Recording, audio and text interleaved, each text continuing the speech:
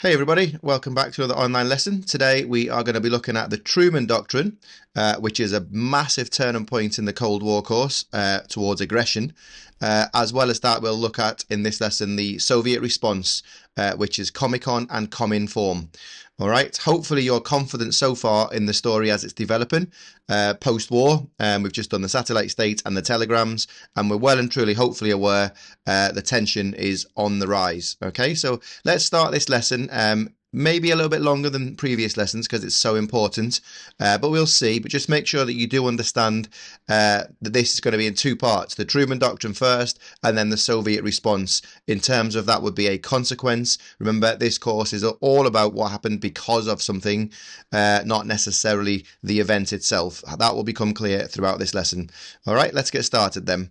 So before we do start, can you please just pause this video on your Google Doc and just write a couple of sentences relating to 1 and 2 on the screen right now. What has changed? Why are we going to move to this more aggressive standpoint?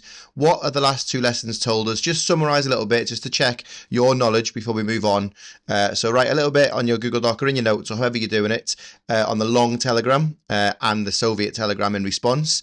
And then the satellite states, just something to show that you do understand those two really important points and how that's led to the tension, because it's about to blow up even more with Truman's response to the satellite states. When you're ready, unpause the video and then we'll carry on with today's lesson.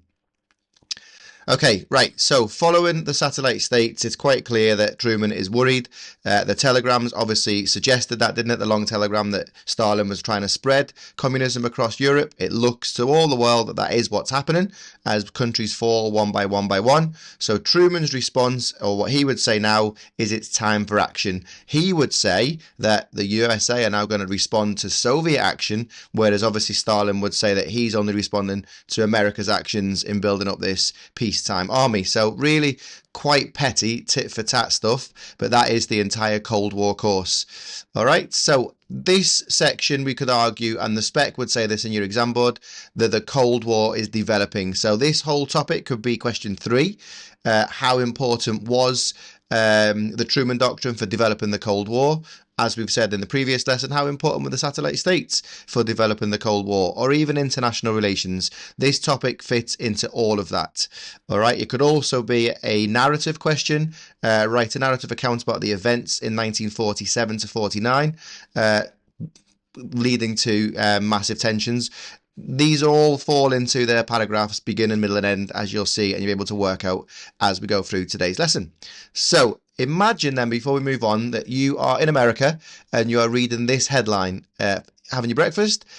What kind of things might be said around the family dinner table or breakfast table, seeing that headline? It says, Truman acts to save nations from red rule. Truman asks for $400 million to give to Greece and Turkey. Congress fight likely, but approval is seen. So Congress is a part of the US government, where obviously a little bit like our parliament, where they've got to go through 2 houses. In order for Truman to get this money, he has to persuade Congress to give him $400 million. So the kind of things that perhaps might be said in the breakfast table, maybe pause the video and write them, or just have a think about them, and then we'll move on in a sec. All right, so I'd imagine some of the things around the breakfast table will be like, I'm not paying more taxes for this. This is nothing to do with us. Europe is so far away, etc., etc. Things along those lines. But of course, there is a fear of communism spreading, isn't there? And Truman is very much of that opinion that communism is spreading. So this is how our story today is going to start, with this kind of headline, a real headline from the New York Times, but also hopefully getting you to think about why America might need to start upping its game a little bit. And it's important to note that America is miles away from Europe, isn't it? In theory, it's got nothing to do with Europe, really. So why is it getting involved? We know why it's getting involved, because of the telegram suggesting that communism is going to spread across Europe. And America's always going to be worried about that, isn't it? For trade and other things. So with that headline in mind, let's begin to see what Truman's going to do about this, okay? So in 1947, and you can see from this photograph, he seems quite determined. This is a man who's not afraid to take action, as we know in Japan, twice with the atomic bomb. You can just see the body language and the facial expression that Truman is perturbed, is angry, is upset about something, and clearly it'll be the satellite states one by one. They argued at the conferences, didn't they, that Eastern Europe could be influenced but not taken over, and that's kind of what it looks like is happening. All right, so key terms then before we move on into this bit of the story. There's two words that you have to know off by heart, okay? It's just no getting around it. It's isolationism and containment. Before World War II, in fact, most of the previous century, the USA have got this isolationist policy, all right? That is basically staying out of other countries' problems, especially countries in Europe. It is literally so far away. So they're going to worry about themselves, worry about their own economy, their own jobs, essentially America first. And then obviously as this century goes on, the 20th century, after both world wars, America obviously becomes this powerhouse of peace and sort of stability and protecting all of the world against these evil countries, these communist countries. So it's going to move away from this isolationist theory into containment, where American policy, especially foreign policy, is going to just do polar flip. From isolationism, they are now going to do everything that they can to stop the spread, or to contain at least the communism where it is currently. And as we know, it's in Eastern Europe currently. So this new approach from Truman and America is going to be a massive shift, and that's going to cost money. That's going to cost America money. All right, so that is the important, in fact critical bit of this topic before we move on to the actual details of it. Understanding these two terms, how America's gone from one to the other after World War II, partly by choice but also by necessity really, due to Stalin's actions. Okay, so what was the impact of the Truman Doctrine? The telegram that Keenan sent, remember the long telegram, has confirmed Truman's worst fears. That is what it looks like, that Stalin is intending to spread communism across Europe, and eventually it's going to interfere in American influence. So we can see in these photographs that we've got a military response to this. But before we do have a little look at actually what the Truman Doctrine says, just pause the video and write down what you would do at this stage if you were Truman. What action would you take? Remember, in 1947, you've got a nuclear bomb. Stalin hasn't. But also, is that necessarily where you want to go with this? Is it really that serious where we start nuking Europe and Eastern Europe? So have a think yourself. You can pretty much do whatever you want, but try to justify the choices that you make. And then when you're ready, unpause the video and we'll get ready to move on. Right, if you want to check out some of the things that you've wrote for that little task, just let your teachers see it. It might be interesting just to share that with them, or when they mark your books, they probably see it, especially if you are watching this video because you missed the lesson. All right, so post-war damage in Europe. This is another little bit of a context builder to this topic. What can you see in these four photographs, and why might that help Stalin, do you think? Why might that help communism? Pause the video again, write your answer to this on your Google Doc or in your notes or wherever you're doing it. And if you are watching this as revision for year 11, do the task as well, even though you know what's coming. Why do these images suggest that communism might be licking its lips, rubbing its hands together at this? When you're ready and you've had a little idea of that, come back to the video and we'll discuss. Right, welcome back. So many European countries are in ruins. Homes, factories and infrastructure, so roads and railways, are destroyed. Poverty has increased, and obviously with poverty increasing comes anger and desperation. We've seen that, haven't we, in the Germany course? This is why Hitler got elected. We've also seen post-World War I ruins that the Treaty of Versailles helped out as well. So we can see there's definitely an anger in Europe, especially after the Nazis have destroyed it with the Blitzkrieg attack. So the answer really as to why this is a danger for America, looking at the rubble and the state of Europe in these photographs, is that communism all of a sudden might appeal. So communism is actually quite attractive right now. The wealth of the rich will be redistributed. That's the principle of communism, isn't it? That everyone's equal and there's no one rich and no one's poor. So when you've lost everything, as you can see in these photographs, all of a sudden the idea of communism starts to appeal, doesn't it? All right, so in this image here, they're essentially saying that they can see what Stalin is offering, and America is clearly worried about that. If you were in that position, I would imagine that communism would probably be something you'd more lean towards. The idea that they're going to look after you, give you a house, give you a job, and all those kinds of things. As we know, communism generally doesn't go so well in reality, but the theory of it, at least when you are in that post-World War II state. So that is why Truman is a little bit alerted to this, okay? So he then comes up with the Truman Doctrine, and it is solely designed to stop stop the spread of communism, and at the very least to contain it to where it is currently, which is in Eastern Europe. All right. When we get to the Reagan doctrine, if you like, later on in the course, at the end of the course, Reagan promises or threatens to take the Soviet Union, the empire, back to early 20th century time. So at this point, before it starts taking over all these countries, so a reversal of the Soviet Union. In this case, Truman is essentially more saying we're going to contain it, stop it spreading anymore, but we'll do whatever it takes to stop it spreading anymore. So this is our first time we've come up against the word doctrine, and there's going to be several doctrines on this Cold War course. As I say, if you're watching this for year 11, you'll know the doctrines, the Brezhnev doctrine, Gorbachev's New Thinking, Carter's doctrine. But for you watching this for the first time, if you missed this lesson, a doctrine just means a belief or set of beliefs or ideas held by a political party or a leader. So their sort of, I guess if you like, their manifesto, their beliefs, the thing that forms their politics. All right. So on the 12th of March 1947, Truman is going to introduce his doctrine, his ideas and his beliefs to the world. Okay. Remember that Truman is not afraid to make big decisions. So what was the Truman Doctrine a consequence of? Just let's take a bit of a pause in terms of the exam paper for this, and let's look at a chain of events. You can write these down in your Google Doc or on your notes as a little sort of arrow from one thing to another. This might be useful in terms of the narrative approach to think about this topic, but there's got to be a reason why the Truman Doctrine happened. And firstly, we get this little backstory. In Greece and Turkey, there's a bit of a revolution. So obviously post World War II, as we've just seen, people are in devastating mood. They're angry, they're depressed, the whole thing. And if you can see on this map where Greece and Turkey are, you can see how important that would be if those countries go red. They would essentially control all of the East and then into the Middle East as well. And that is quite clear why America just can't allow that. So this revolution in Greece and Turkey is being supported by the communists. Stalin is licking his lips, rubbing his hands together at the potential here. So what Truman is going to say, what America is going to say is to the Europeans, France and England, as Germany's in no position really, but France and England or the UK, can you help out and stop this? Now, both Britain and France are bankrupt. So they've said to America, we cannot do anything. We cannot support this revolution. I'm afraid Greece and Turkey is probably going to become communist. And then that is massive. That is a huge concern, a huge worry. And hopefully you can see that from that map. If it goes red, then Europe is in big, big trouble. So with Britain and France unable to help, Italy is battered, West Germany is battered, it's going to fall down to America.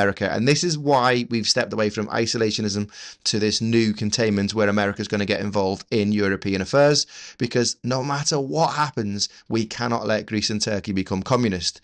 All right. So on the 12th of March, following the takeover, and we'll use that word carefully, takeover of Czechoslovakia. You can see again from this map that Czechoslovakia is the last satellite state to fall, the last country to create this buffer zone. Without Czechoslovakia, if that was blue, you can see on this map that we'd have a little sort of gap, a little entrance into the Soviet Union.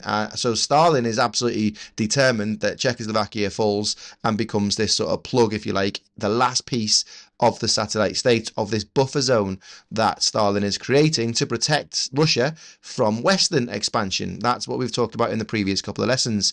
So Truman has decided, okay, Poland is one thing, Romania, Bulgaria, Yugoslavia, all these countries are one thing, but Czechoslovakia is the last straw. So on the 12th of March, he announces his Truman Doctrine.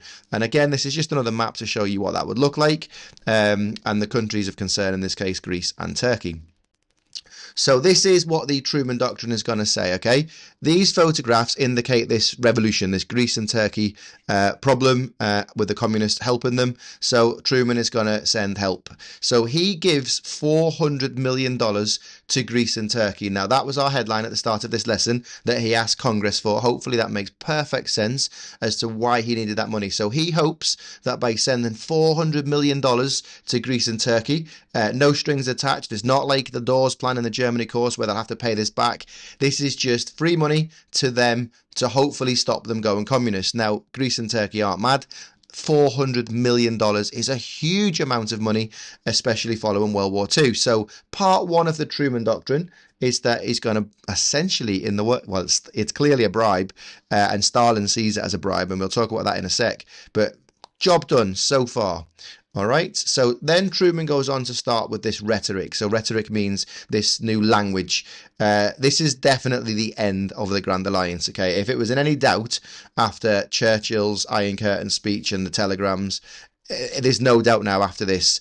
Truman says it's simple. This is now a choice between good or evil. The evil of the communists should not be allowed to grow. And he says, we are prepared to send troops and aid money to support those fighting to resist it. So that little bit there is crucial, the Truman Doctrine, that America is prepared to send troops and money to support anyone fighting against communism. Obviously, Stalin's going to fume when he hears this.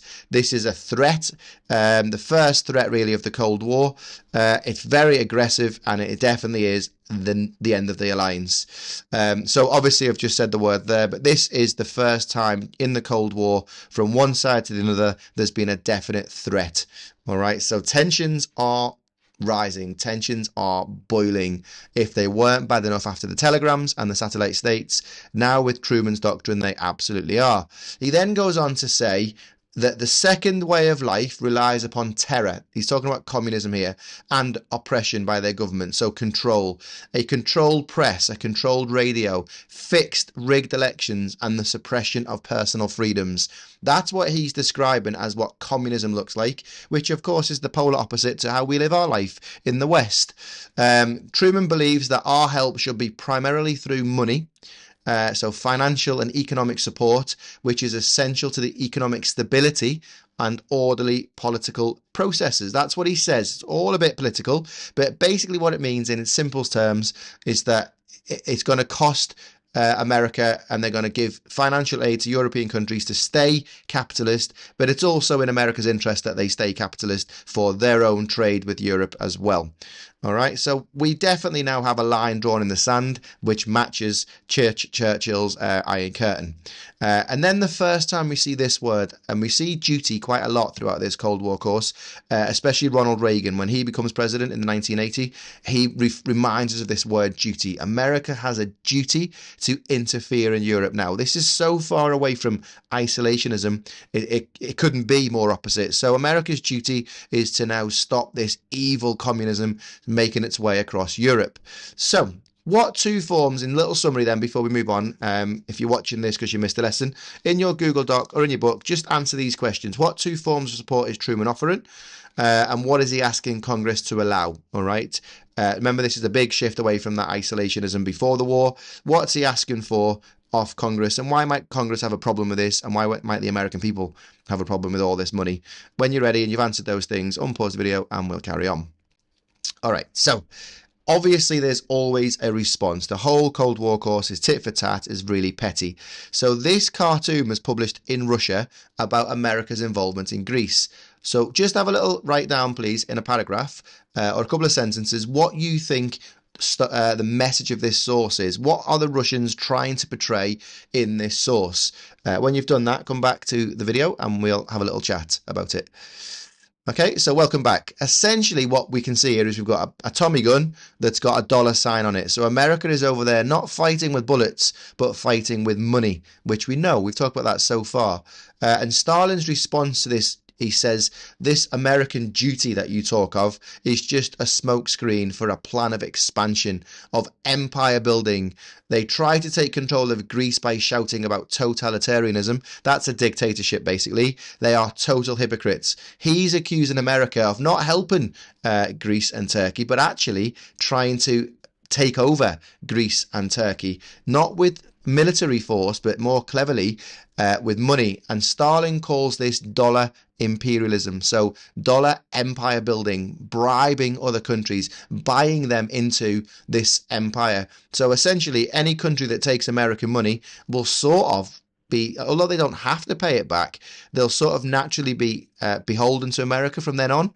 You know, they'd have to sort of be grateful to America, and the only reason that they've got the kind of lifestyle that they've got, or the improvements that are happening in their country, is because of America. So they're kind of buying their loyalty, really, and Stalin is furious by that. Okay, so he calls it dollar imperialism. That's a term that you definitely will need to know. And he's basically saying America's all talk, saying that they're here for freedom. They're not. They're building empires in Europe and they're bribing countries with money. Obviously, there's going to be a response to this, which we'll talk about shortly. So, what is this silly image? But it will be a little bit of a, it'll become clearer in a sec for you.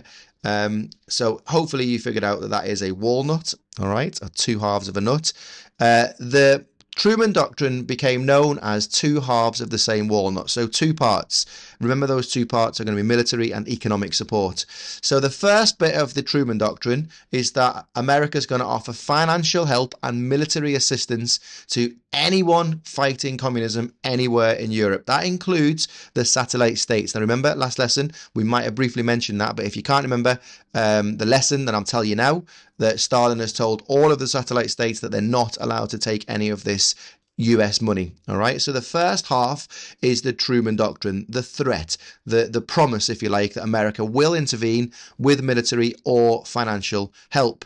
And then the second half of the Truman Doctrine is the Marshall Plan, which is the actual money going to Europe, not just a promise or threat of it. Financial aid that's going to help rebuild Europe with no need to pay it back. So the Truman Doctrine and the Marshall Plan are essentially both the same thing, this idea of American containment. This is how it's going to take its place. This is how it's going to manifest itself in real life. So Truman says the words, the Marshall Plan is the action of the financial help. Hopefully you get your head around that a little bit. If you need to, just summarize that in your notes in your own words, but hopefully that's quite clear. And if it's still not very clear, ask your teacher next time you see them. All right, so little checkpoint.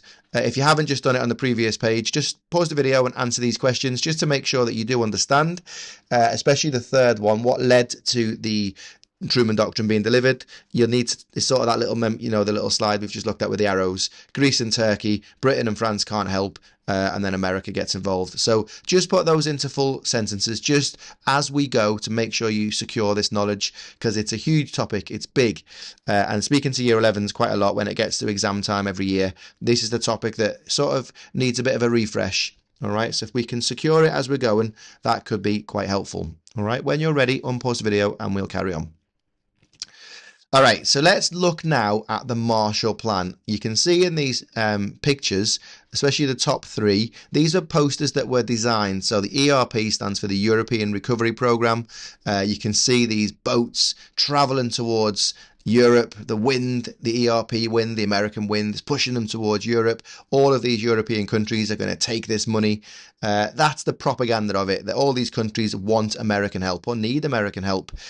So clearly Truman has managed to persuade Congress that we can do this. And the reason being is because Marshall, this is the guy who came up with the Marshall Plan, he goes to Europe and he visits Europe and he sees the state of Europe, as we've seen in the photographs earlier in this lesson, and he says it's a breeding ground of hate. They are on the brink of all of these European countries turning to communism after World War II. Marshall said that America should give $17 billion of aid to get Europe's economy recovered and stop the spread of communism. Now, we are talking silly money there, $17 billion. Remember at the end of World War I for the Germany course, $6.6 billion reparations was added to that. The Dawes Plan lent billions to America as well, to Europe as well, to Germany, but that was a loan. All right, this $17 billion is nothing when you think about the cost of going communist. That is pennies according to Truman. Obviously it's not pennies to the American people who have to pay for that in their taxes, but 400 million sounds like small change now, doesn't it? 17 billion. And there's lots of sort of different variants in the numbers. You'll see different amounts in different textbooks and different websites that you might be using when you're revising. We're sort of in this ballpark though, all right? So just around $17 billion was sent to Europe straight away. And of course, America's been sort of sending money to Europe ever since, right up to the modern day. So that is the number, the facts, if you like. And the reason why is because Europe, according to Marshall, is on the brink. So he's gone home to America and he said to Truman, we've got to do it now. We can't waste any more time. So all these countries who get this money can do what they want with it. There's no strings attached. It's mad, actually, when you think about it. And arguably, I think in my opinion, it's probably the best political action of the whole 20th century, really, because it really worked. It stopped countries going communist and it secured and restored the European economy, and that's good for America as far as trade is concerned. And also remember, a strong Europe, especially Central Europe, is great to stop the spread of communism to the West as well. So that's what the Marshall Plan's saying. Okay, he then says, which is a little bit sort of sly, a little bit loaded, cloaked perhaps, you could argue clever. He then says our policy is directed not against any country or doctrine, but instead against hunger, poverty and desperation and chaos. Its purpose, this money, should be the revival of a working economy in the world, so as to not permit the emergence of political and social conditions in which free institutions can exist. Now, that's really worthy, but what he's essentially saying is, calm down, Stalin. This money isn't against you. This is not against you. We're just thinking about these poor European countries that we want to help get back on their feet. If you take this as an attack of you, then that's on you. That is kind of the gist of this. Now, you can make your own mind up on that, really. It's very clear, though, this is an attack against communism, isn't it? And the Soviet Union. So that's Marshall's involvement in this story, and the $17 billion going to Europe. These European, especially Western European countries, they're going to bite his hand off and take this money. All right. So we've sort of discussed how you could interpret this speech, but you might, if you want to, just take a minute to write an answer to that yellow box. How might it have been accepted in the West and by Stalin? We've talked about it though, but if you want to just do that, it's not really that important in terms of especially content for your exam. But I suppose you could argue this kind of speech just raises tensions, doesn't it? It just winds Stalin up a little bit more.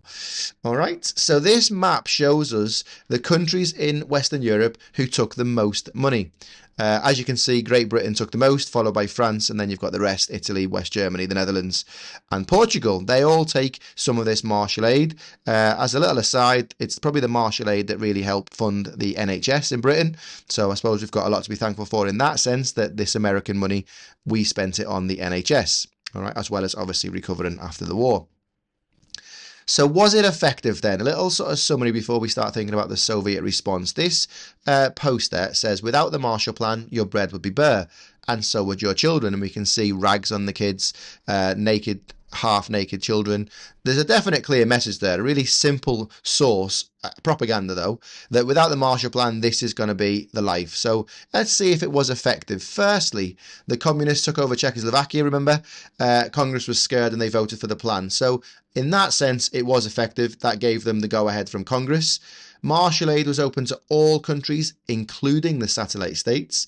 Obviously, they were told by Stalin they couldn't take it. So when we're looking for evidence if it was successful or not, the following bits in red are going to be your facts, your go-to evidence, perhaps of a consequence of the Truman Doctrine. 16 nations have asked for help, including the UK and Germany. 16 Western European countries have had their economy secured. By 1950, so just 3 years later, industrial production in Western Europe had increased by 25%. That's huge. All right. Very similar story in the Germany course, remember, thanks to the Dawes plan, that really helped Germany's economy and infrastructure recover as well into Stresemann's golden years. So we can clearly see here this massive boost to production from Europe. It's not the same in Eastern Europe, the satellite states. They're not improving at all, or certainly in nowhere near in the speed at which Western Europe is, which is going to anger Stalin even more, isn't it? Because it makes communism look bad. And the West, people in the communist states, they're going to start thinking, well, I want to go and live in the West. And we'll have that story develop a little bit as well later on in this course. So then between 1948 and 52, so the first 4 or 5 years of this thing, they send 12.7 billion and then another 13 billion. Obviously, we're talking about these random numbers. We talk about the sort of go-to as 17 billion, but over time, you're talking anywhere upwards of, well, 25, 30 billion. So just choose your number and sort of stick with it.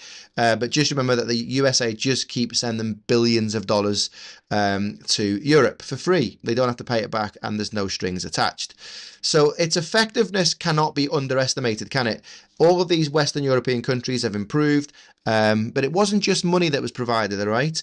It was other things. And before we look at the pictures of the other things the Marshall Plan has provided for, is the British Foreign Secretary, Ernest Bevin. He calls this Truman Doctrine, this Marshall Plan, a lifeline to sinking men, given hope where there was none. It's very poetic, isn't it? Well, a lovely sort of statement, but it's very true. So the other things that Marshall Aid provided were nets, so that people could do their own fishing. It obviously provided food for people, not just cash, and it provided animals like this donkey that would help transport in countries perhaps where they use donkeys to get around. So, you know, towards Turkey ways, maybe the Middle East a little bit more than in Western Europe. But the whole package was just given by America to Europe to stop it going communist. And the whole point of that is that Stalin is furious. So hopefully you can see then with the first bit of today's lesson, the American sort of action, the Truman Doctrine. And you probably agree that it was necessary after the satellite states and the telegrams, or you might actually think that, again, this is Truman's aggression going over and above. So the consequence of the Truman Doctrine and the Marshall Plan. So if it's ever question 1 and it says to you, what's a consequence of the Truman Doctrine and Marshall Plan? You could obviously talk a little bit about that infrastructure improving 25% and the money going to Europe. But it seems obvious to me that you might choose the consequence that is the Soviet Union's response. In other words, would the Soviet Union's response have happened had it not been for the Truman Doctrine? And that would be the same for question 3 as well. How important was the Truman Doctrine for developing the Cold War? Well, vital, because had they not done the Truman Doctrine, then Stalin would not have responded with what we're about to learn about now. Hopefully that makes sense when we're looking at this in the context of the exam paper. All right, so the Soviet response is simple. Malenkov, a Soviet politician, says about the Marshall Plan, the ruling gang of American imperialists, that means empire builders, has taken the path of open expansion, not even trying to hide it. They're enslaving weakened capitalist countries. Enslaving is such a strong word, isn't it? They're essentially saying America are wiping up all of these broken countries because they have no choice. It then goes on to say it's hatched new war plans against the Soviet Union, imitating Hitler. The new aggressors are using blackmail. So this language from Malenkov from the Soviet Union is essentially saying that America has become the new Nazis, spreading and taking over countries in Europe. That is significant. That is serious rhetoric. But of course, the Soviet Union are angry and worried. So this is where we're sort of going to see Stalin's view on this now as well. And Stalin might say something along these lines. Just to paraphrase, this is not quoting Stalin, but like I've said all along, the Truman Doctrine and Marshall Aid is proof. It's proof that they are trying to influence and dominate the world. Surely this is undermining the United Nations, that thing that we all agreed on at Tehran. It's meant to be the United Nations, all of us working together, not the duty of the USA to protect the world. So Stalin is playing clever here, he's playing politics. He's saying, hang on a minute, we all agreed, didn't we, at these conferences, that we'd work together. The United Nations is supposed to be this body of all these countries. I even agreed, these members said that he wanted 16 countries, and in the end, they was only allowed 3. So Stalin has done everything he thinks that he needed to do. He sees this as an attack on him, and he's essentially the innocent party in this. So they're simply using economic power to divide Europe into two with this new empire, and he's bringing in that dollar imperialism again, that they're bribing or trying to buy countries to join their new empire or to become part of their empire through no choice of their own. So he's calling it a disgrace. That is obviously the lay of the line of the land in this. He's saying that America is splitting Europe, but America's saying that Stalin's splitting Europe because of the satellite states. Really tricky, and I guess it doesn't really matter who's right or wrong on this, because we're worried about the consequences of these things, aren't we? So this is what he does, and this is your consequence of the Truman Doctrine, is Stalin forces all of his Soviet satellite states to withdraw any application for money that they had applied for, stopping any US influence in Eastern Europe. So that's an obvious response. You could just work that out. You don't need to be super clever for that. He then sets up a thing called Cominform in 1947, which is a political body used by Stalin to control the Soviet satellite states. We'll talk a little bit more about Cominform in a minute. But if you just look at the word Cominform, communist, inform. What does inform mean? So you might think communist informing might be to grass or to snitch. To inform on somebody. So he has set this body up that's going to manage all of the satellite states that he's just taken over. Remember last lesson? So they're all going to be informing or reporting back to Moscow everything that's happening within the satellite states. So communist informing, all right? He's going to call it Communist Information Bureau. it's not information at all. It's definitely a bit like the Gestapo, if you like, a body that is watching the actions of what's going on in the satellite states.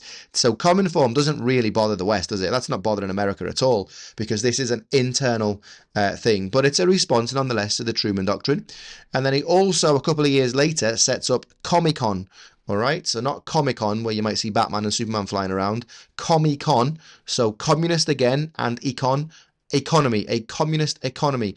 This is the Soviet version of the Marshall Plan, which is laughable because it's never going to be as strong or as wealthy as the US, but it's going to offer financial help to its satellite states and any of those states or countries supporting communism. So it's tit for tat. We did Marshall Plan, the Soviets are doing Comecon. All right, that's kind of what you need to know. That's the sort of biggest bit of the story, really. Sorry if I get a bit stuttery there. You just have to be able to talk about how this is a response to the Marshall Plan. All right, and quite a logical, fair thing. If America can do it, then why can't the Soviet Union? Arguably so. In that sense, we've just now got reinforced this idea of two sides of Europe, a Western side taking American money and the Eastern side taking Soviet money. That's the lay of the land. That's where we are. So back to this Cominform then, this Communist Information Bureau. So Stalin can direct and control the governments of these satellite states. We know that. They've taken control of these satellite states either through rigged elections, military force, or whatever else we talked about last lesson. So they would only follow communism but take orders from Moscow. Now, these countries are also relying on some help after the war, remember? They were also ravaged by the Nazis. So in that sense, we need to try and get our head around a little bit that Cominform is a good thing for the satellite states. It's just never going to be as good as the Marshall Plan. So the satellite states are all part of it automatically. They're encouraged to trade with other Cominform members and not have any contact with any other non-communist country. So in other words, Western Europe or anywhere that's not a communist ally. So they're not allowed to trade with them. And I suppose in that sense, that might impact or hinder their economy. So the Soviet Union is going to help, isn't it, with this kind of stuff. But if anyone does try to interfere with other countries, then they're going to inform Moscow. The first meeting saw the propaganda being spread around, essentially, as we've just seen, where they're comparing the USA and this empire building to Nazi Germany's empire building. So really just trying to promote the idea that America's the bad guys and this new Cominform are a bunch of goodies fighting the evil America. That's the propaganda, and that's where we are. But of course, as we know, it's control, isn't it? All right, so Comecon, this Council for Mutual Economic Assistance, it just means communist economy, and it's their version of the Marshall Plan. All right, so this is the alternative to that. Stalin, by giving these countries money, can probably control and influence the East. He's a hypocrite because he's going to do now what he's accused America of doing, but you could argue that he wouldn't have done this had the Marshall Plan not essentially given money to Western Europe so they could control them. So set up in 1949, a couple of years after the Marshall Plan. Members again are the satellite states. Albania joined in 1950, and obviously East Germany is always part of this now because of the whole agreement at Potsdam that Germany and Berlin would be split. So that would count as a satellite state. They support economic developments and trade deals for its member states. I suppose you could argue this is like the first ever EU. You know, that gang, that team trading together, but just for Eastern European countries. And then 1953 sees Comecon becoming used to organise industrial and agricultural planning across all of the states. So it basically becomes the economic government of all the satellite states, controlling the industrial output, what's made where, what farming is done. It's all controlled by Moscow. Okay. And then trade, again, as always, with the USA and Western Europe is discouraged. So these two things, Comecon and Cominform, they do need a little bit of your time just to get your head around them. But in their simplest forms, they are responses to the Truman Doctrine. And some of the facts that you can see here would include that in your information. Okay, hopefully a fairly straightforward question 1 at the very least. You need a couple of these facts. It's only worth 4 marks. Remember, it might say one consequence of the Truman Doctrine. And you might pick Comecon or Cominform, or you might pick them both and get 2 marks for each. So that makes it even less that you need to write about. But just think about these things as a response to a previous event. So on the screen now, you'll see, and if you're watching this because you missed the lesson, this will be in your Google Classroom as well. Just look at these boxes and just the key at the top. Write if you're writing this on a Google Doc or on the actual document yourself if you're watching this. But if you're not watching this, if you're watching this as a revision video, just pause the video and look at these things and just summarize them into one of those three categories that you can see at the top. Is it about the Truman Doctrine? Is it about the Marshall Plan? Or is it related to Cominform and Comecon? That will just be a little summary task to get our head around what we've just talked about, because it's fairly straightforward, but it's also a little bit tricky in places. And then when you're ready, unpause the video when you've done that task and we'll move on. All right, so exam focus, okay? We're going to look at this in terms of consequence or importance. So question 1 or question 3. So the biggest impact on international relations, if that's our question, how important was the Truman Doctrine for impact on international relations, or any of the things we've talked about in this lesson, then obviously the biggest consequence or impact is the end of the Grand Alliance. That is an end of positive international relations, of anyone getting on, or any thought that they might get on and control this post-Nazi world. That's gone. It's over. It's done. Okay, so that is a key fact. The USA are officially now working against the Soviet Union. They have a policy that is now against the Soviet Union, not just maybe or implied, it's a fact. There's no doubt at all now that the USA are working with this Truman Doctrine, this containment policy. They've abandoned isolationism, and obviously this now makes Stalin suspicious. Everything he ever thought was happening, especially from the Novikov telegram, is come to reality. So he's more defensive than ever. And of course, by the end of 1949, just keeping in mind last lesson, we have the Soviets have a nuclear bomb. All right, so we've now got, again, the third thing you could talk about. There's loads. If this is a question 3, you can see just from the first 3 alone, then you could definitely write 2 nice paragraphs about the importance on international relations. But 2 clear official camps have now been set up. It looked like that after the Iron Curtain speech, didn't it? But now it's official, with Western European countries taking Marshall money and Eastern European countries taking Soviet money. That is where we are now. These 2 sides are split and they're tied to each side respectively. So there's 2 economic and now 2 political camps in Europe. And that is the way the Cold War stays for the rest of this course up until 1991, when the Soviet Union finally collapses. All right, so that's important for international relations or development of the Cold War. We've also got another obvious one, would be the setting up of Comecon and Cominform. That is going to lead to the creation of NATO, which is something that comes after the first Berlin crisis, which is next lesson. It is available on the website if you are watching this for revision. You want to have a little remind yourself of the Berlin First Crisis, so Bizonia, Trizonia, and the Marshall Plan, creating the Deutschmark. Which then led to the Berlin blockade, which then led to the Berlin airlift. And the outcome of that was the creation of West Germany as officially a country, and NATO. So this Cominform thing has scared America into setting up this Western gang, if you like, because there's a gang in Eastern Europe, so America needs one as well, one where they are military connected to each other. So again, that's important. And if you're watching this for the first time because you missed the lesson, you won't necessarily know what NATO is just yet, but keep that in mind, ready for next lesson, this lesson and how it links to next. The whole course, remember, is basically this led to this, led to this, led to this. Okay, so then that leads to the creation in 1955 of the Warsaw Pact, which is the equivalent of NATO, but for the satellite states. This bit's more important, really, if you're watching this as a revision video, because you've got the big picture already. But this is why these relations have all been impacted. And this is why the Truman Doctrine is so significant, because if it wasn't for the Truman Doctrine, then I don't think any of these things would have happened. Tensions might have been raised, I suppose. I don't think the Berlin crisis would have happened. And I don't think NATO and the Warsaw Pact would have happened, but maybe they would have. In fact, more than likely they probably would have done had tensions increased, especially when Russia got a bomb as well in 1949. So that's a huge impact there. And now we have got this intense East versus West. It's a very different world from Nazi Europe, isn't it? It's not quite the world I think that these guys planned, the Grand Alliance planned at the conferences. That was far more positively planned. It's only going to be a couple of years of controlling Germany, then we'll let them get back on with it. Now we've essentially ended up with split Germany, split Europe, and that ain't going away. So that is now the Cold War has developed, if you like. So this bit's important, this screen that you're watching and what we're talking about in this for your exam. It's important to know content, obviously, but it's really important that, especially this Cold War paper, which really does stress people out a little bit, because it's always, the questions are always more about what happened because of something rather than writing about the Truman Doctrine, for example.